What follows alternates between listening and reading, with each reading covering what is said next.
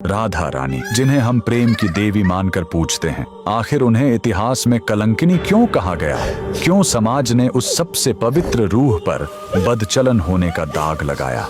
आज वृंदावन के उस सबसे बड़े अपमान की कहानी सुनिए, जहां राधा के चरित्र को बचाने के लिए स्वयं श्री कृष्ण को अपनी जान दांव पर लगानी पड़ी। वृंदावन की गलियों में एक नाम जहर की तरह फैलाया जा रहा था, कलंकिनी राधा। जटिला कुटिला और गांव की औरतें ताने कसती थी कि राधा विवाहित होकर भी आधी रात को कृष्ण से मिलने क्यों जाती है। समाज के उन तीखे बाणों ने राधा के अस्तित्व को लहूलुहान कर दिया था। लोग कहते थे कि राधा का प्रेम अपवित्र है। तब अपनी ह्लादिनी शक्ति के इस अपमान को रोकने के लिए कृष्ण ने एक ऐसी लीला रची जिसने सबको सुन्न कर दिया। अचानक कृष्ण बीमार पड़ गए, उनका शरीर पीला पड़ने लगा और साक्षात यमराज का साया मंडराने लगा। माँ यशोदा ने हजारों वैद्य बुलाए पर दवा बेअसर थी। तभी कृष्ण के ही वेश में एक तेजस्वी साधु प्रकट हुआ और उसने एक खौफनाक शर्त रखी। कृष्ण तभी बचेंगे जब इस नगर की सबसे पतिव्रता और शुद्ध स्त्री यमुना से जल लाकर उन्हें पिलाए। पर एक शर्त और थी, वो घड़ा मिट्टी का नहीं बल्कि छलनी जैसा होना चाहिए जिसमें से पानी न गिरे। एक एक कर वो तमाम स्त्रियां आगे आईं